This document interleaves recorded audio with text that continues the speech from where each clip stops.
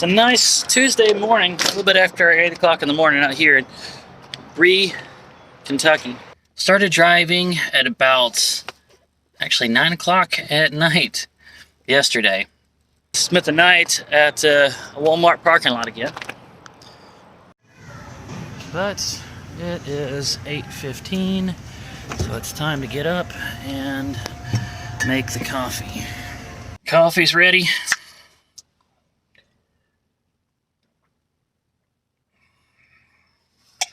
Still not as good as fresh brewed. So a few things that happened last week I might get you caught up on.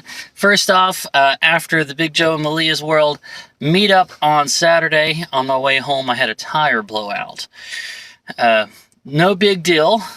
I was able to change it with the spare, but the spare I don't think had been used since 2003 when this truck was made. So when I lowered the truck down onto the spare, it flattened down, looked like it might have 10 to 15 pounds of pressure in it. So I limped it to a gas station and filled it up. That was a scary night. But hey, I handled it. Didn't call any roadside service or anything. Just yeah, I was proud of myself. Also, you might notice a little difference here. Guys, it's time for my first quarter haircut. What do you think, Miss Patty?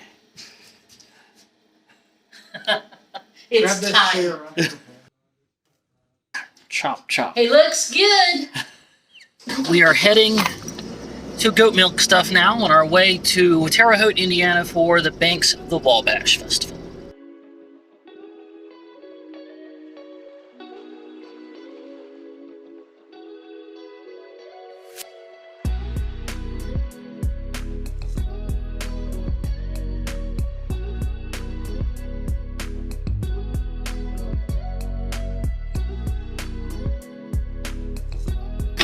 Well, it's about 10 minutes after 11 now, and we're here at Goat Milk Stuff. This has got to be at least the 4th or 5th time I've made a video about them, so to avoid redundancy, let's just get through this real quick. This is a family-owned goat milk farm in Scottsburg, Indiana, and so they have a lunch counter right in here. They've got where they sell their soaps and detergents and shampoos and all this. And then further back is the farm itself, where you can pay to take tours and see where they have the baby goats in the nursery, the older ones, the milking chambers, the place where they make the cheese. Anyway, it's all here. Yeah, so let's lunch counter closes early, and I really want to eat some lunch here. I'm very hungry, so let's just get in there. Okay, so this fence is new from when I was here in 2019. The raised bed garden looks pretty much the same. Right there is the chicken coop. And, well, I got turned back. As it turns out, they do not have the lunch counter open. They stopped last year for obvious reasons, and they're not doing tours either. So, yeah. But the soap area where they're selling the detergents, all that's still open until 3. So, yeah. Let's go in and at least see that.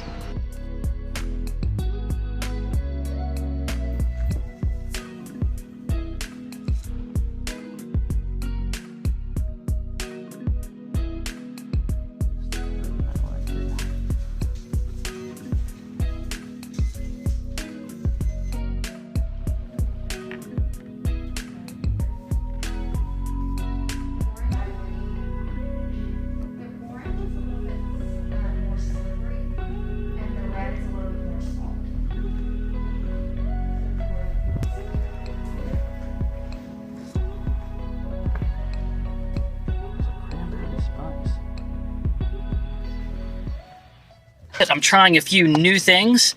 First off, the goat milk tea tree shampoo bar. And they said the trick is not to use too much. Now, there's not a whole lot of people that make a product, they'll tell you not to use too much. You know, you think they'd want to use more, so you have to buy it more often. But these guys have the integrity to just say you don't need a whole lot of this. And it's infused with a few things that are supposed to help your scalp and hair growth and this kind of thing. So gonna give that a try. It might become something that I order. A word about goat milk stuff ordering: they are very efficient. Incredibly, if you order something, it's gonna be there to your house by the next week. That is, unless you're in like Hawaii or something. All right, so I'm gonna try that and the beard balm, and just to see if it really does, you know, take a little bit of the itch out of my beard, because that, you know, I have a wiry beard. And I decided, after coming here for years, to finally go ahead and do it, just like I did at Raglan Road. Go ahead and finally buy a t-shirt. And my t-shirts are wearing out anyway. I like the nice red of this. It feels like it's got a nice, good quality to it. And I'll be representing goat milk stuff. So, one last thing about the tours and the lunch counter and the... I really wanted some of that goat milk gelato. Yeah, I'm disappointed that they haven't come back yet, but it's starting to sound like, with the way they've got the gate blocking it off and everything, they're just making enough money on the soaps and the mail ordering business that they might not open it back up. It sounds like the people that they did have staffing up the area where they made the lunch counter stuff may have gone on to go do other stuff, and they're having a hard time getting them to come back. I don't know. But I feel glad that in 2019 I did get the tour that I did, because it might be something that you're not able to do again. So if, yeah, if you want to see something that's completely unavailable now, go back and search my other videos about goat milk stuff, and you'll be able to see the cheese making room and the milking room and the little nursery out there where the goats climb on stuff and play around, and it's all there. And there you go. All right, I'm still very hungry. Just a few minutes later now, and while filling up at this gas station over here, I noticed this little store that's just called Welcome to the Flea Market, little bitty store. After talking with the guy behind the counter at the gas station, it turns out this place was closed for a long time during the COOF, the panorama, and it's only been open again for about a week. And there's supposed to be a lot of cool toys in there. Yeah.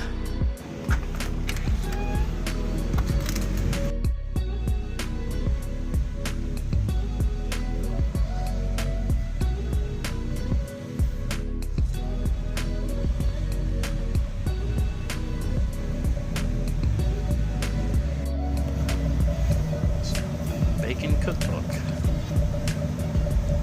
Oh, this was practically made for the internet.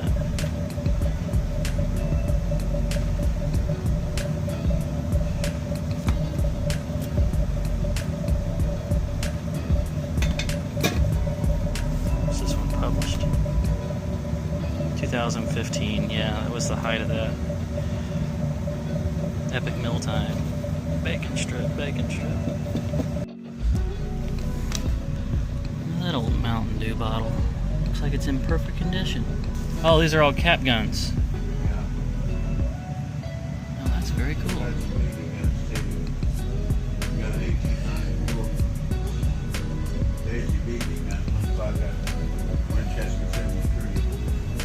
Are these arrowheads that were actually found? From Indiana, right here. From Indiana. Jackson County. Wow. Well, that was fun. A little disappointed though. I found a crockpot cookbook in there that I really wanted, but he wanted $24 for it, which I think was the retail price when it was brand new, and I found it on eBay for $5, so I just could not justify spending the money on it. But I guess I could always order it off of eBay, but I like finding stuff. A little disappointed. But some awesome DVD finds here. Oh, one video game, and it's a Worms game. That's one of those games where you take turns and you can use your turn to move, hide behind cover, pick up a weapon, or attack. It's one that you don't really power up as much as you just get better at it. That's how you power up. It's a really fun series. Started on the PlayStation 2. Before that, they were always 2D, but I played the heck out of the PlayStation 2 3D versions of it. I loved it. But the series started petering out in popularity, and by the time it spread to the Wii, it was a little less popular. But this one's not real common, and I think it goes for like somewhere between $10 and $12, and I ended up getting it for $8.50. So it's not a real discount, real big discount, considering that's the cover's not there. I can print it out and put it on there, but I couldn't leave it in there. I had to grab it. All right, so on to the DVDs. When you see a DVD like this, it's got this cardboard thing on here with the little door that opens up on it. You can tell, see how it's got the chapter list on here? You can tell this was early DVD. And this was a schlocky, like, horror movie. And it was just called Turbulence. And I think I actually heard of this at one point. But it was, yeah, I had to, it's HBO home video. I just had to find out what was on it. Also, a Stephen King that I don't see quite, I don't think I've ever seen the Stephen King movie. But it features a supernatural cat. It's a tabby cat. And look at who's holding the tabby cat. That's Drew Barrymore. And it looks like this is around the same time she was making like E.T. and Firestarter.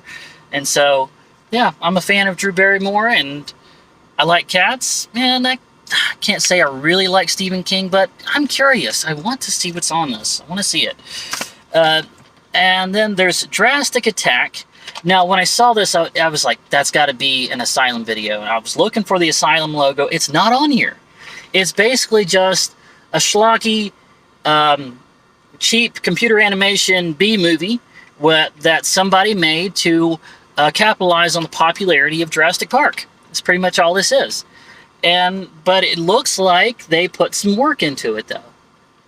It's CGI dinosaurs fighting with, fighting with these funny-looking soldiers here.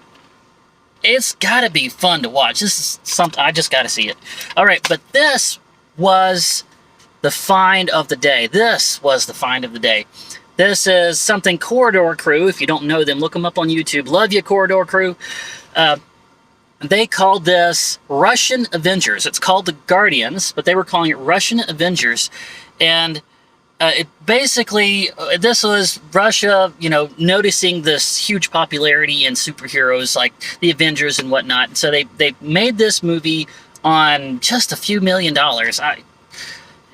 A fraction of the budget that Avengers had. And it actually came out good.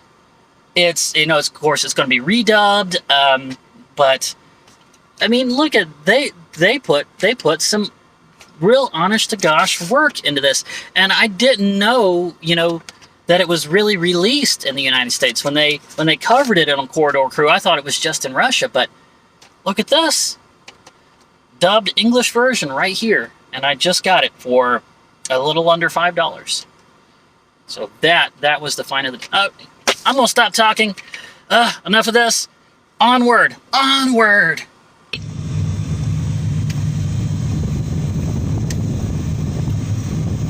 Well, it's 2:45 now, so I decided on an A&W.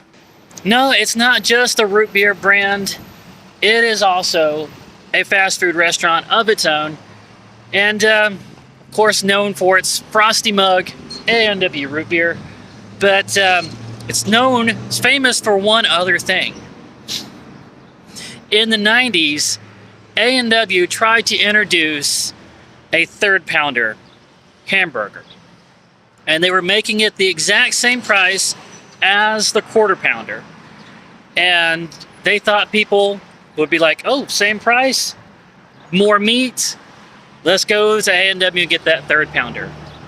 But after all their efforts to try to make it clear, people just weren't buying it because 3 is less than 4. This was in the 90s this happened.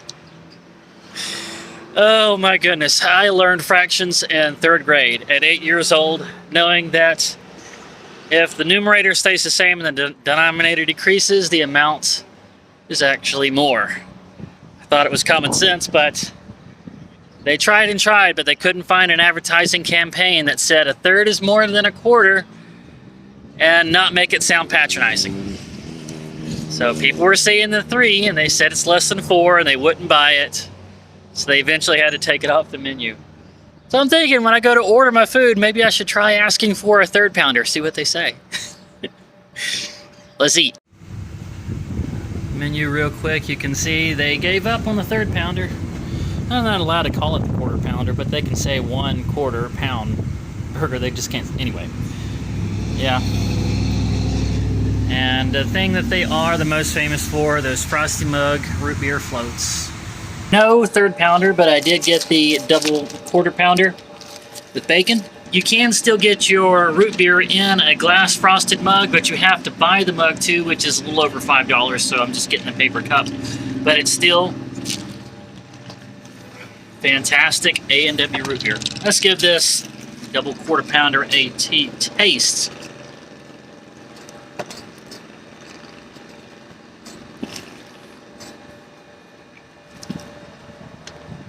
Very good.